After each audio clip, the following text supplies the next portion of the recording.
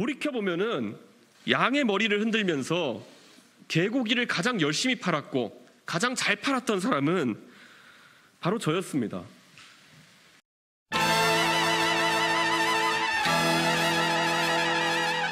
이준석 전 대표는 윤석열 대통령을 절대자, 또 신군부의 현 사태를 주도한 절대자가 비상계엄 확대에 나섰던 신군부처럼 비상상황 선포권을 적극 행사할 가능성이 있다며 쿠데타를 일으킨 전두환 신군부에 빗댄 겁니다.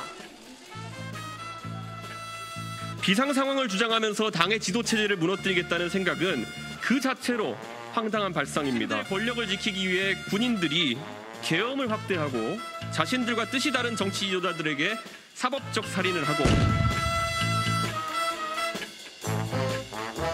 주호영 비상대책위원장과 이현 의원에게 절대자가 면책특권을 부여한 거라며 배후설을 주장했습니다. 이준석 대표가 독재자가 된 것 같아요. 김 의원도 안전핀이 뽑힌 수류탄은 정말 위험하다. 누군가 자신의 편지를 법원에서 열람해 유출하고 셀프 격앙했다고 신윤그룹을 조롱했는데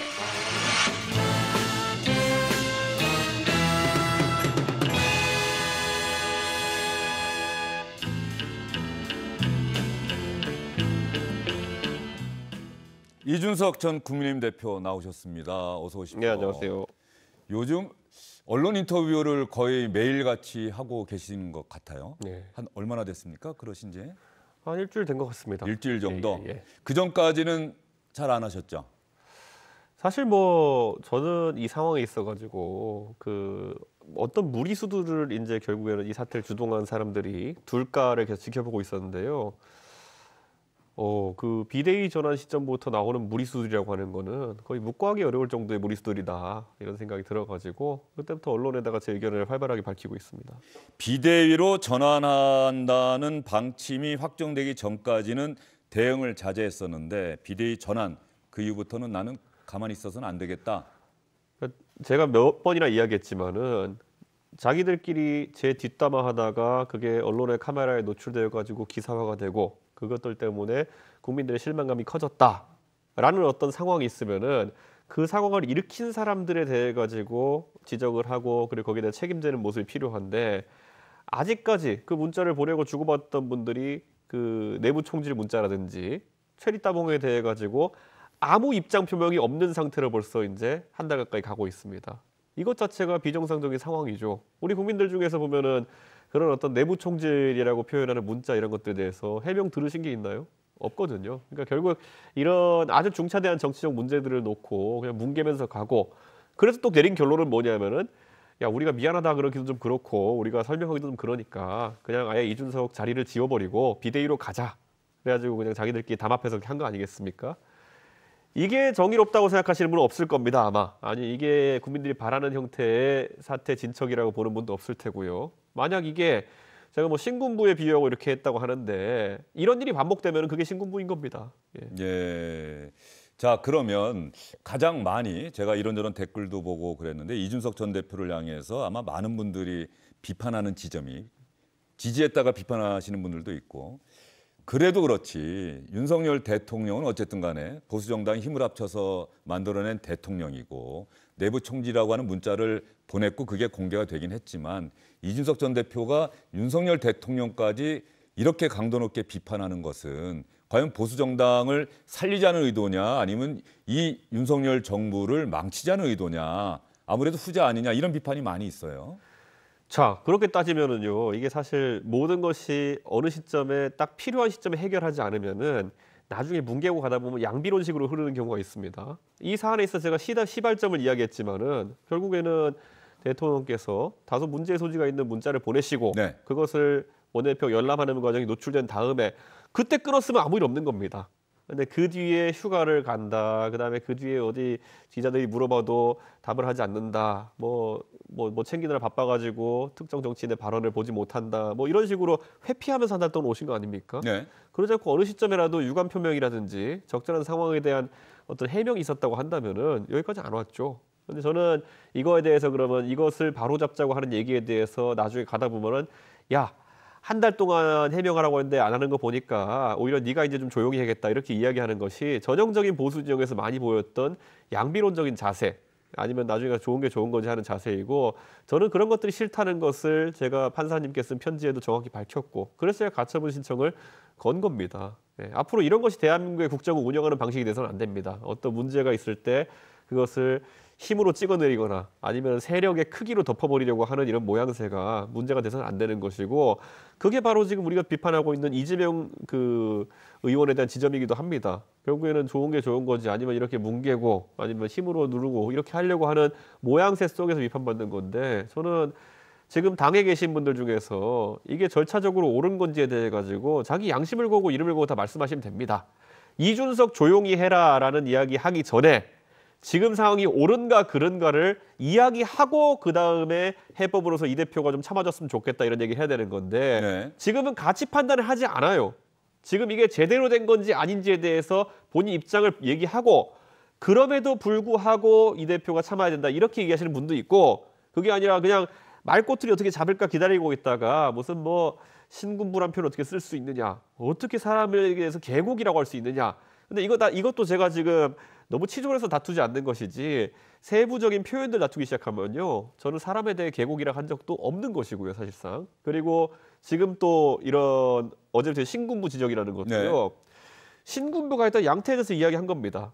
결국에는 그때 서울에 봄이 왔을 때 그 당시에 우리가 유명한 서울역 회군이라는 것이 있었고 심재철 의원이 나중에 소회를 밝혔지만은 그때 그런 것을 감당하기에 우리들은 너무 어렸었다. 그런 것 때문에 그때 학생들은 유혈 충돌을 막기 위해 가지고 회군했고 그때 신군부는 그것을 오판했던 것이 야 힘으로 찍어 누르니까 되는구나 해가지고 그 며칠 뒤에 더 엄청난 일을 벌인 겁니다. 그게 뭡니까? 우리 사회에 굉장한 아픔으로 남아있는 5.18 광주 민주화운동 아닙니까? 만약에 서울역 해군 때 서울이라는 공간은요.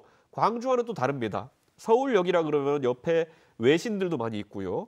광주에 무슨 택시 운전사 해가지고 잠입할 필요도 없어요. 외신이 모여있는 곳이 서울입니다.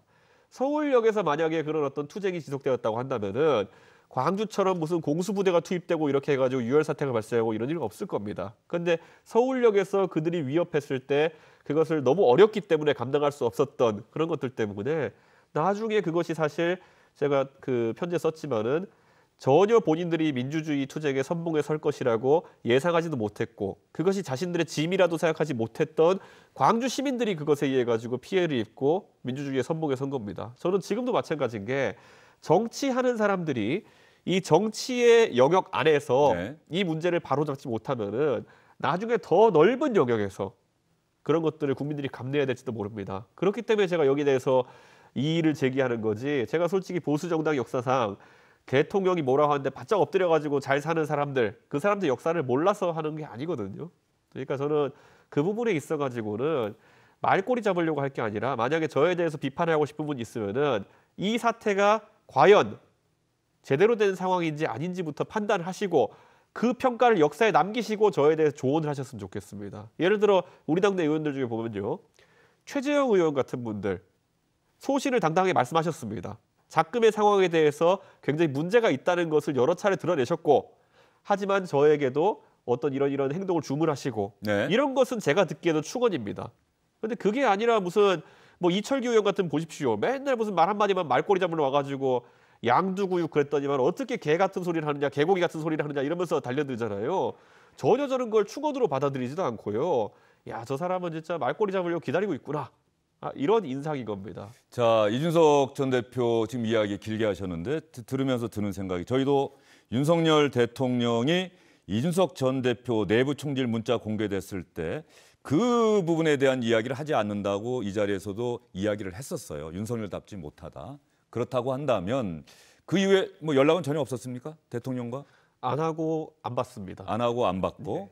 그리고 윤석열 대통령이 아까 유감 표명이라고 이야기를 하셨는데 그 문자가 어떠한 취지에서 지난번에 100일 기자회견에서도 얘기는 안 하지 않았습니까? 다른 정치인의 말에 신경 쓸 겨를이 없었다. 경제와 민생에 집중하느나.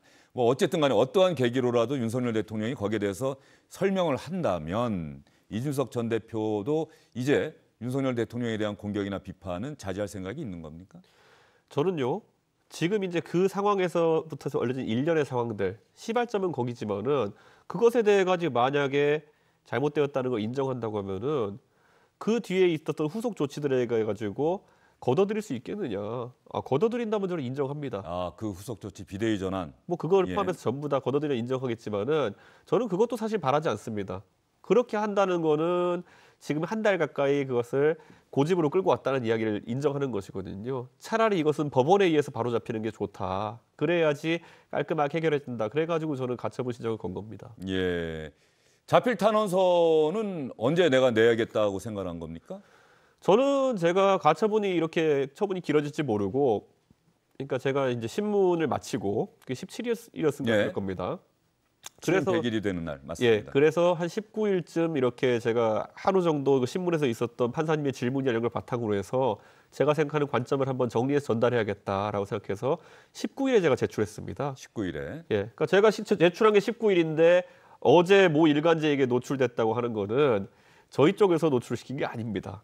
그렇기 때문에 22일 날 제가 알기로는 저게 상대 측 변호사 측에게 송달이 됐거든요.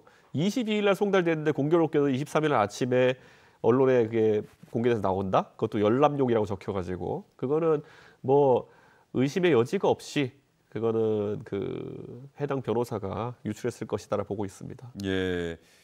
이준석 전 대표 이야기하다 보면은 가장 싫어하는 게 익명의 그늘에서 비겁하게 자신을 드러내지 않고 그래서 이른바 핵심 관계자 윤핵관이라고 하는 말도 만들어내는데 저 탄원서에 말이죠. 가장 많이 사람들이 궁금해하는 내용이 누가 이준석 대표에게 와서 자 12월 말까지만 대표직에서 떠나준다면 경찰 수사도 없던 걸로 해주고 특사로 대통령 특사로 해외 여러 나라도 방문하게 해주겠다. 왜 밝히지 않았습니까? 저는 당연히 그 탄원서라고 하는 것은 어떤 형사적인 잘잘못을 제가 만들어내고자 함이 아니라 그 안에 탄원서 안의 내용을 보면요. 그 의식의 구조가 있습니다.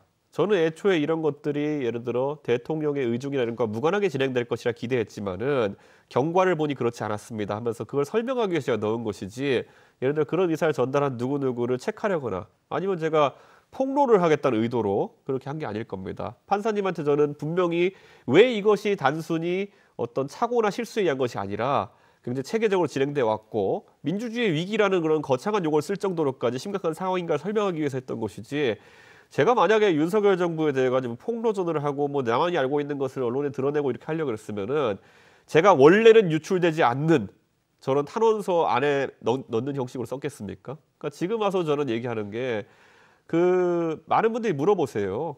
그런 것에 대해서 그러면 그 안에 적힌 인물이 누구냐 네. 이런 것들을 제가 그걸 밝히겠다는 의도를 가지고 움직일 정도면은 굉장히 그거는 제가 폭로전을 시작하겠다는 의도거든요. 저는 그런 의도로 쓴 것이 아니기 때문에 어느 누가 물어봐도 말하지 않고요.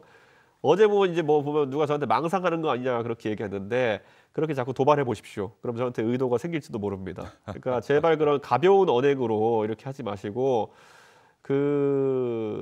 이런 게 있어요. 많은 분들이 그게 누군가의 의중인지 아니면 그저 누가 한번 사태를 해결해보려 선의에서 이야기해 본 것인지 당신이 구분 못하는 것 아니냐라고 저는 얘기하거든요. 그 정도로 바보라고 생각하고 계속 말씀하시면은 바보가 아닌 걸 증명할 수밖에 없습니다. 그러니까 제발 좀 언행을 좀 조심했으면 좋겠다 그런 생각입니다. 예. 조금 전에 이 자리에 나왔던 두 패널이 이준석 대표에게 꼭 물어봐달라. 네. 내가 만난다면 이 얘기를 물어보고 싶다라고 얘기한 내용이 있는데 하나. 장성철 소장은 이준석 전 대표 특징하면은 똑똑하고 논리적인데 요즘 왜 이렇게 감정적이냐. 사람들이 이준석 전 대표가 감정적으로 비슷한 이야기를 이곳저곳에서 인터뷰를 통해서 계속 하다 보니 이제 듣기 싫다라고 하는 사람들도 있는 것 아니냐. 여기에 대해서는 어떻게 답하시겠습니까? 아마 그게 지금 정권과 정권의 핵심이 생각하는 대응 방식일 겁니다. 지금까지 사실 나온 내용들만 해도 굉장히 엄청난 내용들일 수 있겠죠. 그런데 여기에 대해 가지고 모르쇠로 일관하고 대응하지 않겠다로 일관한 이유가 결국 대중에게 지겹다라는 반응을 유발하기 위한 것일 거거든요. 근데 이거는 과거에도 보면 보수 정권에서 그런 걸 뭉개는 방식으로 가다가 나중에 더 큰 폭탄 터진 경우 많았거든요. 네. 처음에 예전에 2014년, 15년 때 그때 뭐 조웅천, 박관천 사건 이런 것부터 시작해서 이른바 십상시 문건. 그때 예. 나왔던 얘기가 뭡니까? 아이고 우리나라 권력 서열이 몇인 줄 아느냐, 누가 1등이고 누가 2등이고 이런 거 아닙니까? 예. 그때 많은 사람들이 결국 보수에서는 야 저거 이상한 놈들이다 이렇게 하고 덮어버리기 바빴고 결국에 그 뒤로 한 2년 뒤에 터진 게 뭐냐면은 최순실 사태라는 게 터지면서 결국에는 정권이 무너지는 계기가 나오지 않았습니까? 저는 지금 이게 참 특이한 게 뭐냐면요. 이 사안에 대해 가지고 어느 누구도 옳고 그름을 이야기하기를 두려워합니다. 보수 정치권 내에서. 그게 의원들 사이에 지금 이제 팽배해 있는 것이죠. 왜냐? 그들이 지금까지 정치를 바라보면서 들어왔던 격언이나 아니면은 그런 경향성에 따라서 움직이는 거거든요. 정권 1년 차에 대통령과 또는 그 핵관들과 맞서는 것은 절대 해서는 안 되는 것이다. 라는 그냥 그들만의 정치적 언어예요. 그 언어가 뭐 대중을 위한 언어입니까? 아닙니다. 그들의 생존 전술에 따른 언어입니다. 우리가 정치적으로 생존하려면은 그렇게 해야 된다라는 경험칙인 것인데 그거는 정의와 전혀 무관합니다. 그렇기 때문에 제가 계속 이야기하는 것이고 저는 제가 계속 얘기하는 것처럼 이것도 반복해서 얘기하지만은 박근혜 정부 때 그렇게 경험칙에 따라 가지고 복지부동했던 사람들이 지금 다 어떻게 됐나요? 결국엔 정치를 그만두거나 아니면은 지금 상황에서 뭐 옥고를 치른 분도 있고 왜냐? 이야기해야 될 때 이야기하지 않았기 때문에 나중에 그들이 공범이 된 겁니다. 자, 그러면 이준석 전 대표가 김상일 전 특보의 질문인데 뭘 원하는 거냐? 뭘 원하는 거냐? 윤석열 대통령의 사과, 유감 표명을 원하는 거냐? 여기 대해서는 뭐라고 답합니까? 안 한다니까요. 기대 안 한다니까요. 예. 안 할 거니까 저 기대도 안 하고요. 그러니까 이준석 전 대표가 원하는 건 그래서 뭐예요? 제가 말씀드렸잖아요. 예. 이게 이제 제가 그래서 그 편지에도 위에 정확히 썼듯이 정치 영역에서 해결돼야 하는 것이 해결되지 않았던 것, 그래서 사법부의 권위에 의존해서 해결을 구하게 된 것을 판사님께서 송구하게 생각한다 이렇게 말씀드렸고 저는 윤석열 정부의 특징이라고 한다면은 아마 정치의 실종이 지속될 것이다 이렇게 이야기하고 싶습니다. 뭐냐면 원래 대통령께서 뭐 이렇게 이미지로 갖고 계셨던 것이 통 큰 이미지 아니면은 이렇게 그 좋게 푸는 이미지 이런 것이 있다고 한다면은 제가 요즘 들어서 드는 생각 중에 이제 여러 가지 기억을 반추해 보다 보면은 한 가지 특징적인 게 있어요. 뭐냐면 대통령께서는 과거에 박근혜 대통령 수사를 이제 세게 하셨습니다. 박근혜 대통령 수사를 하면서 그 당시에 마찬가지 이것도 관례입니다. 그 당시 관례적으로 대통령께서 예를 들어 여당에 대해 가지고 뭐 여러 가지 정치적으로 언급을 한다든지 아니면 공천에 의견을 낸다든지 이런 것들이 사실 관례적으로 있었던 것이고 보수 정권뿐만 아니라 어느 여당이든지 다 있었을 겁니다. 근데 이거를 그때 치주했어요. 네. 그때 여당의 선거에 개입했다라는 이유도 이제 넣어가지고 네. 사실 난 직권남용으로 많은 분들 잡혀가기도 하고 이렇게 했을 텐데 자 그러면은요 굉장히 엄격한 그물코를 스스로 만드신 겁니다. 네. 그렇기 때문에 어떤 시점에 정치로 풀어야 되는 상황이 있을 때 대통령이 그 말을 하는 걸 굉장히 두려워하시는 상황이 됐어요. 예를 들어 지금 같은 일련의 상황을 보십시오. 예를 들어 제 거취에 대해서나 이런 것에 대해서 대통령이 만약 저에게 직접 뭐 둘 간의 대화 속에서 말이 새어나가지 않는 상황 속에서 정치에 대한 의견을 교환하고 이제 여당이 됐으니까 이준석 대표가 이렇게 했으면 좋겠다. 네. 아니면은 이준석 대표가 생각이 있으면은 뭐 다른 역할 좀 했으면 좋겠고 당의 새로운 리더십이 세워졌으면 좋겠다. 이런 얘기가 있었으면 그 말이 밖으로 새어나가지도 않았을 뿐더러 거기에 저도 같이 판단하겠죠. 근데 그 말을 하는 건 사실 굳이 잡자 그러면 굉장히 그 문제될 수 있는 발언입니다. 그렇기 때문에 그 말씀 안 하셨고 대신 그렇기 때문에 많은 사람들이 의심하는 것처럼 지금 다른 방법으로 결국 이준석을 내쫓는 방법으로 이제 가가지고 일이 커졌다 이렇게 보는 거거든요. 그러니까 정치의 실종인 겁니다. 어떻게 보면은. 정치의 실종. 근데 우리가 이 비슷한 것을 여러 군데에서 경험을 지금 하고 있는 겁니다. 예를 들어 저는 지난 지방선거 과정에서도 그런 걸 느낀 지점이 몇 개 있었고요. 예를 들어서 그러면은 경기도지사로 누가 나갈 것이냐에 대한 어떤 그런 대화 속에서도 사실 그냥 나가가지고 경선 붙어가지고 유승민 의원이 경선에서 지고 그냥 김은혜 의원이 나간 거였다. 그러면 아마 유승민 의원이 그렇게 격분해서 뭐 이렇게 메시지를 남기고 이럴 명분 자체가 없었어요. 당시 윤석열 대통령에게 패배했다 이렇게 얘기했었죠. 근데 그건 뭐냐면은 우리가 모르는 외부에 드러나지 않는 여러 가지 저간의 상황들이 정부적으로 조정이 안 되고 또는 정부적으로 조정되었다가 다른 어떤 행동들이 나와가지고 신뢰가 깨지고 이런 것들이 있었다는 거 아니겠습니까? 저는 그런 것처럼 그 지점을 좀 들여다볼 때가 되지 않았나. 예. 김종인 위원장이 과거에 선거 과정에서도 왜 이렇게 말을 하다가 서로 틀어져가지고 싸웠겠느냐라고 하는 것들 이런 것도 있고 저는 결국에는 그런 신뢰의 부족이라든지 아니면 결국 정치의 실종이라는 것이 앞으로 윤석열 정부에 있어서 큰 리스크가 될 것이라고 봅니다. 예. 그러면 지금 이준석 전 대표 이야기를 쭉 들어봤는데 이제는 해법이 없어 보이네요. 윤석열 대통령이 내가 아까 옳고 그름에 대한 이야기가 없는 게 참 아쉽다라고 이야기를 하셨는데 내가 그건 잘못했다. 내가 잘못 판단했다라고 하는 윤석열 대통령의 이야기. 대통령이 그렇게 꺾여야 이준석 전 대표가 이 상황을 풀 수 있는 해법을 내놓을 수 있는 겁니다. 저는 기대가 없기 때문에 거기에 대한 어떤 시나리오도 검토하고 있지 않고요. 저는 이런 겁니다. 예를 들어서 지금 의원님들 중에서 이제 보면은 이런 표현하시는 분이 있어요. 뭐 이준석이 뭐 마음을 고쳐 먹어야부터 시작해가지고 어디 가면 대통령이 부모야 뭐 이런 얘기도 있고 하잖아요. 그 말 들었을 때 저는 굉장히 이상한 지점을 느낍니다. 네. 그러니까 품는다는 표현이 뭐지? 네.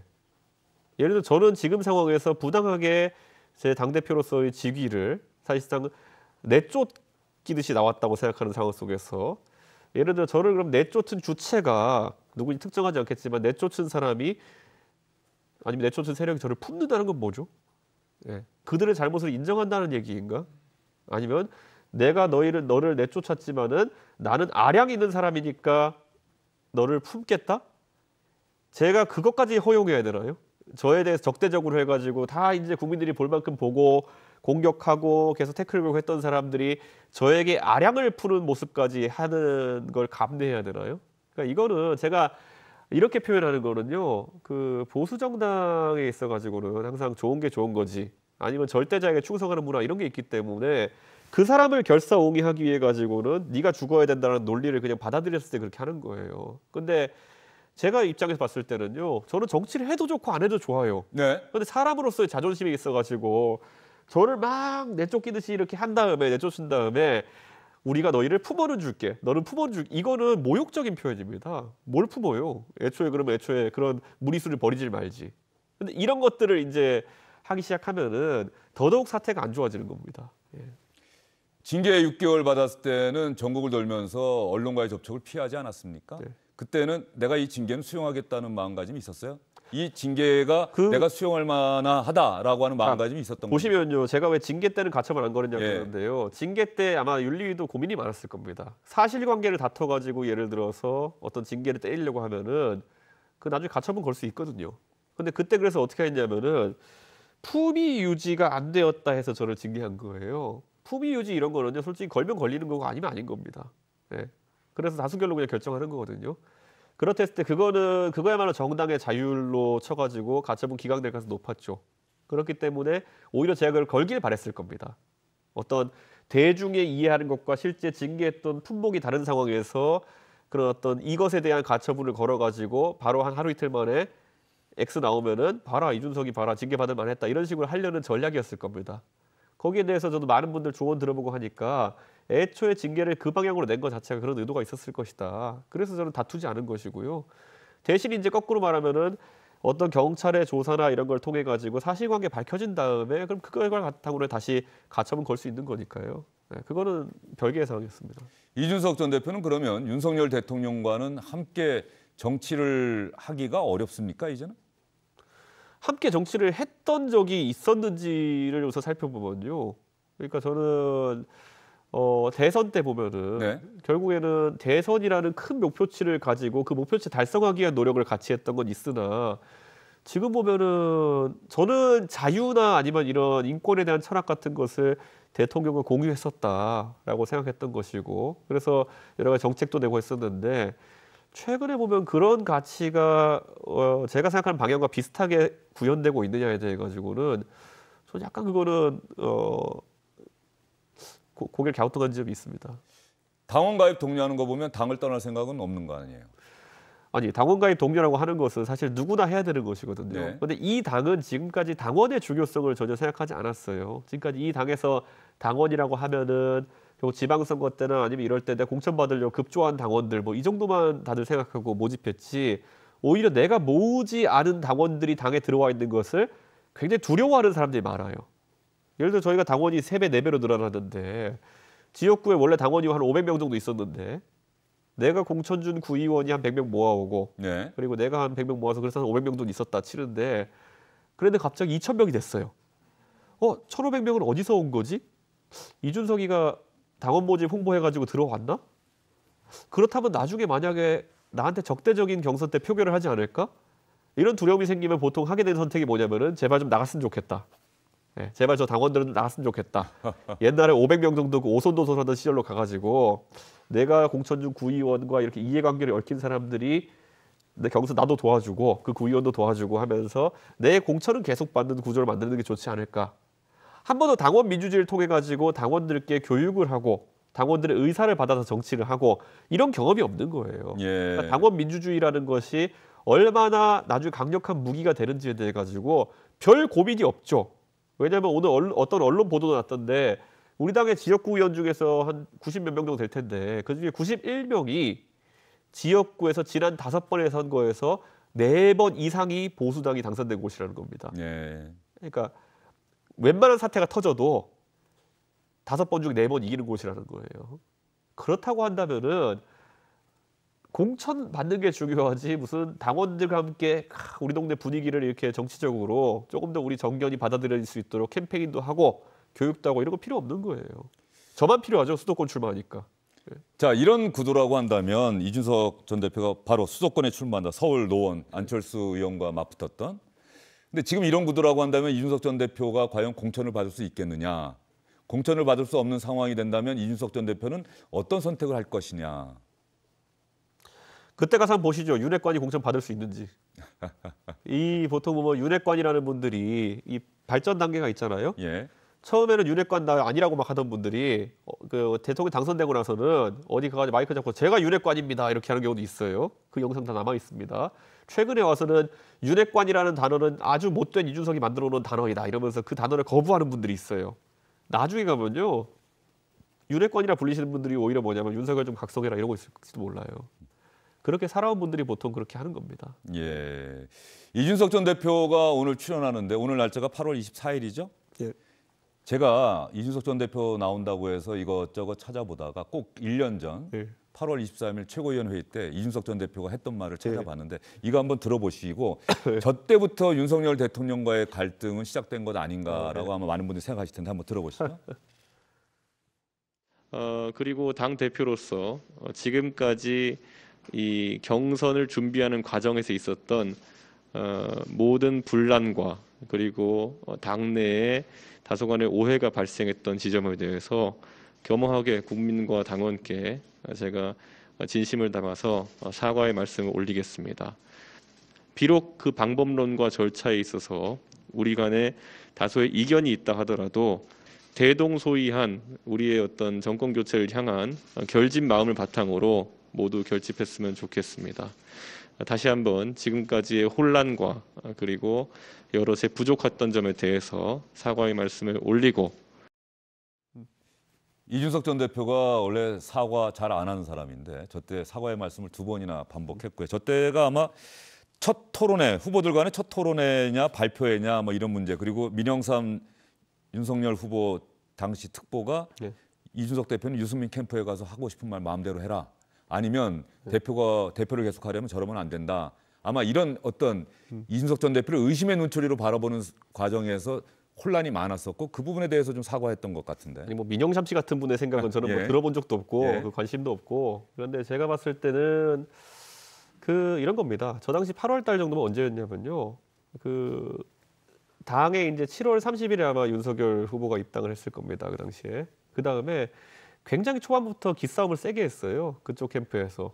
결국 뭐냐면 뭐 입당도 이준석 대표 없을 때 했죠? 그러니까 예. 패싱 입당하고 나서 뭐 토론을 하겠다느니 안 하겠다느니 저는 되게 신기했던 게 뭐냐면 당대표 입장에서는 선거 흥행이 머릿속에 있는 것이거든요. 그럼 토론을 여러 번 하고 토론도 뭐 2대2 토론도 하고 재밌게 하고 이런 걸 기획해서 내놨더니만은 갑자기 이렇게 나옵니다. 거기서. 그때 보도도 좀 됐었는데 토론에 불리한 윤석열 후보를 견제하기 위한 당대표의 생각이다. 근데 그렇게 해버리면요. 제가 할 말이 없어요. 예, 유불리를 따지기 시작합니다. 사실 당대표 머릿속에는 흥행이라는 것을 염두에 두고 설계하기 마련인데 그 안에 개별 후보 하나하나가 야 토론하면 우리가 불리하다. 그 말을 하는 것도 웃기긴 하지만은 그게 누구를 밀어주기 위함이고 누구를 뭐 솔직히 골탕 먹기 위함이다라고 하는 것 자체가 그렇게 나오면 아무것도 할 수 있는 게 없거든요. 근데 그런 걸 하고 다 아시는 것처럼 그때 뭐 저 캠프에 있었던 누가 대표를 탄핵해야 되느니 뭐니 시작해가지고 아니 후보로 들어와서 대표를 탄핵하겠다고 나서는 것 자체가 이 정상적인 상황은 아닌데 그런 말 하고 막 이랬을 때였습니다. 그래서 저는 이렇게 말씀드리겠지만은 그 보수 정당이 꼭 그 빠지는 지점이 있다면은 네. 대세론주의 아니면은 결국에는 이런 힘에 의한 정치 문화 이런 것들을 좀 강요하려고 하는 경향성이 있는데 그게 1년 내내 지금 진행되어 온 결과가 아마 이거일 겁니다. 보면은. 예. 1년 전에 어쨌든 장면을 다시 한번 여러분과 함께 봤고요. 이준석 전 대표는 가처분 신청이 인용되거나 기각되면 내가 어떻게 해야지 분명히 생각을 했을 것 같아요. 인용되면은 이준석 전 대표의 주장을 법원이 받아들인 건데 그때는 더 이준석 전 대표가 더 활발하게 국민과 소통하고 언론과 인터뷰를 할지 기각될 경우에는 이준석 전 대표의 주장을 법원이 거부한 건데 그때는 뭐 조용히 있을 것인지 저는 인용되면은 제가 뭐 할 건 없습니다. 인용되면 제가 뭐 할 건 없고요. 저는 당원들 만나고 다니면서 또 소통하고 이런 행보를 지속할 것이고 언론으로부터는 사라질 겁니까? 저는 지금 뭐 따로 기획하고 있는 건 없고요. 그 인용됐으면은 대신 정치적으로 굉장히 책임져야 될 분들은 많을 겁니다. 그분들이 책임을 안 진다면은 거기에 대해서 언급할 수 있겠죠. 그리고 기각된다고 한다면은 저는 본회의를 통해서 다툴 겁니다. 왜냐하면 이 문제 같은 경우에는 기록을 남겨야 됩니다. 결국 이 상황들이 어떻게 전개되었고 법원들은 어떤 이유에 있어서 어떤 심각한 판단을 했는지를 남겨가지고 다음에는 이런 비슷한 일이 일어나지 않도록 하는 것이 제 소명 중에 하나입니다. 기각될 경우에 이준석 전 대표가 질 책임은 없을까요? 글쎄요. 저는 예를 들어 지난 몇 번 비유했지만은 본인이 법적 절차로서 본인의 억울함을 다투는 것은 국민 누구에게나 보장된 절차이고 예를 들어 어떤 분들은 가처분 신청하는 것은 뭐 먹던 우물에 침을 뱉는 것이라고 한다든지 아니면 뭐 당이 망하라고 하는 것이다라고 기원하는 것이기 때문에 부적절하다 이렇게 하는데 굳이 말하자면 제가 항상 인용하지만은 한 1년 반쯤 전에 윤석열 검찰총장께서 추미애 장관이 주도한 부당한 어떤 징계에 대해 가지고 가처분 신청을 걸어 가지고 거기서 이기고 그래서 복직하고 나중에 본안은 또 졌어요. 그다음에. 근데 그거 본안 졌다고 해서 누가 지금 뭐라 하나요?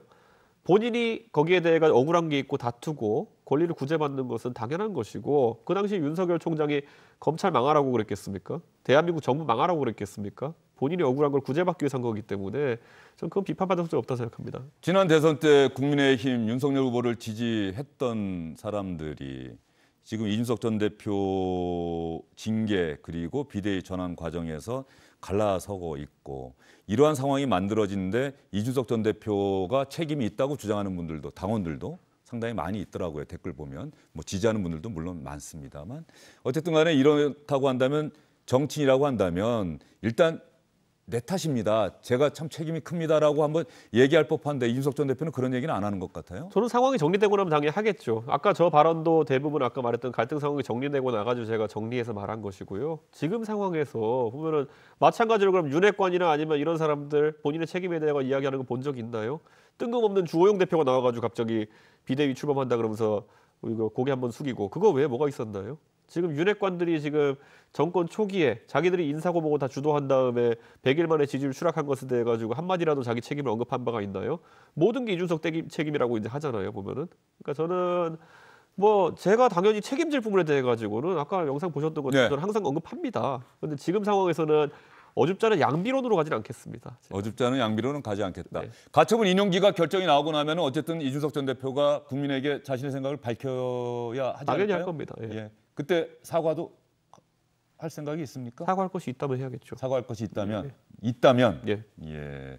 자 시청자분들께서 이준석 전 대표가 나온다고 하니까 주영진의 뉴스브리핑에 댓글을 남겨주셨는데 자 질문 보시면서 간략간략하게 단답식으로 한번 질문해 주시죠. 지금 상황의 책임, 당과 본인, 대통령의 책임 각각 어느 정도라고 생각하십니까? 두 번째 질문은 이미 말씀하신 것 같고요. 가처분 신청은 어느 정도라고 생각하십니까? 대부분의 이제 여론조사에서 저 수치가 비율이 나온 것 같습니다. 그래서 보통 이게 이준석 비율이 한 20%, 30% 정도 나오는 것 같고, 그 다음에 대통령 본인이 한 50% 나오시는 것 같고, 그리고 윤핵관이 한 20, 30% 나오는 것 같거든요. 그 정도 비율이라 보면 될 거고요. 그리고 그게 세 가지로 나눠가지고 세 가지의 객관식으로 물어보니까 그렇게 한 것이고요. 네. 4번, 5번에 다른 게 있었으면 저는 또 더 분산됐을 것이다 이렇게 봅니다. 예. 알겠습니다. 다음 질문 한번 볼까요? 이 전 대표 접대건으로 사태가 커졌고 각서가 없었다면 대표는 하고 있을 것 아닌가? 이에 대해 당원과 국민에게 사과하겠는가? 저 질문에 대해 가지고 답변을 드리자면요. 저 각서라고 하는 것, 그 김철근 정무실장이 예. 하는 것의 성격에 대해 가지고 애초에 많은 분들이 이거 공격하는 입장에서 치력 각서다, 뭐 무마 각서다 이런 식으로 상황을 규정해놓고 저희 공격하기 때문에 그렇게 말씀하시는 것인데 만약에 이제 경찰 조사 이런 걸 통해서 그게 무엇에 대한 것인지가 정확히 판단이 되고 나면은 제가 드릴 말씀이 있을 겁니다. 그러니까 애초에 저 이야기는 보시면은 너무 설명하는 게 길어가지고 방송 나올 때만 제가 설명 안 하는 것이지 실제로 이제 수사가 진행되면 나온 기사 이런 걸 살펴보시면은 네. 전혀 다른 성격의 이야기입니다. 예. 소통 공간 책 관련 얘기 뭐 다음에 하실 수 있는 거죠? 저거 얘기는. 당원 소통 공간은 이제 많은 분들이 뭐 홍준표 대표가 예전에 만들었던 청년의 꿈 이런 거 네. 비슷한 거 만드는 거 아니냐 그러는데 글쎄요. 홍준표 대표는 프로그래머가 아니시고요. 저는 프로그래머입니다. 직접 만들겠다고 얼마 전에 제가 프로그램 직접 거기에서 이제 고쳐 나갈 수 있는 방향도 있는 것이고 결국에는 형식보다는 어떤 내용이 담길 거냐 그리고 어떤 사람들이 올 것이냐 그리고 무엇보다 중요한 건 그 공간을 만든 사람이 어떤 의도로 그 공간을 운영하느냐 이렇게 될 것이거든요. 저는 적어도 그 안에서 자유롭게 의견 개진하는 것은 막지 않는 공간으로 그렇게 만들어내려고 합니다. 책에는 윤석열 대통령과의 지난 대선 과정도 담깁니까? 아니 전혀 그런 거 없습니다. 전혀 그런 거 없습니다. 제가 그 책을 애초에 쓰기 시작했던 네. 이유가요. 저 징계 때린 다음에 그래 한 몇 개월 동안 뭐 하지 하다가 당의 혁신에 대해 가지고 내 생각을 밝혀서 당이 어떤 방향으로 나갔으면 좋겠다는 책을 쓰자고 해서 쓴 것인데 이렇게 중간에 무리수 둘 줄은 몰랐고요. 그렇기 때문에 그 안에는 당의 혁신이나 정책의 혁신에 대한 내용밖에 없습니다. 예. 장해찬 청년재단 이사장이 이준석 전 대표 비판하고 나섰잖아요. 함께 같은 길을 가던 사람 사이였는데 토론도 한번 해보고 싶다. 친이준석계라고 표현했는데 이준석 전 대표가 장해찬 이사장과 한번 토론할 생각이 있습니까?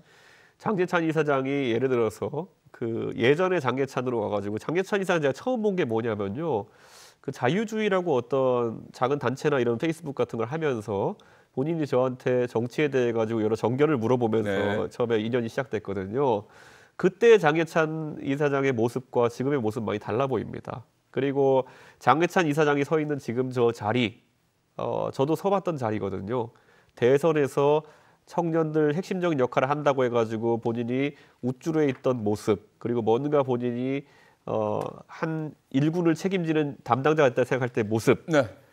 그때 저는 그걸 박근혜 정부 시절에 과감하게 던져버리고 제 정치를 시작한 것이고요. 지금 장재찬 이사장은 본인의 정치보다는 뭔가에 대한 자꾸 책임의식이라는 걸 느끼는 것 같아요. 그런데 그거 벗어 던졌으면 좋겠습니다. 지금도 보면은 저에 대해서 무슨 이준석 담당자를 자기가 하겠다는 듯이 이렇게 이야기하고 이러는데 세상에서 그거 하려고 하다가 망한 사람 굉장히 많습니다. 토론할 생각은 없다. 무슨 주제로 토론하겠습니까? 예. 예를 들어 토론이 정책에 대한 것이라든지 아니면 지향점에 대한 것이라면은 제가 절대 회피 안 하는 걸 아실 겁니다. 송영길 대표랑도 이 자리에서 네. 했고, 지금 장재찬 이사장 같은 경우에는 누구를 위하여 무엇을 주제로 토론하려고 하는지가 명확하지 않죠.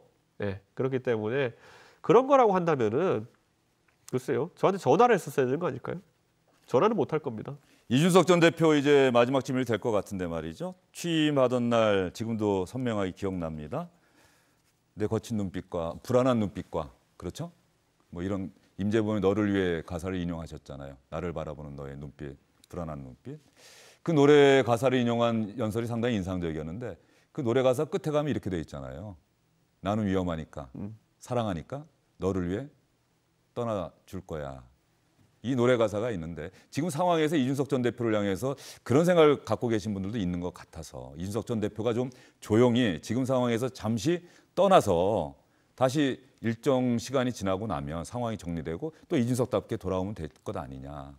그런 생각은 전혀 없는 제가 항상 얘기하잖아요. 이게 비겁한 화법인데요. 자기 아들 문제면 그렇게 얘기 안 합니다.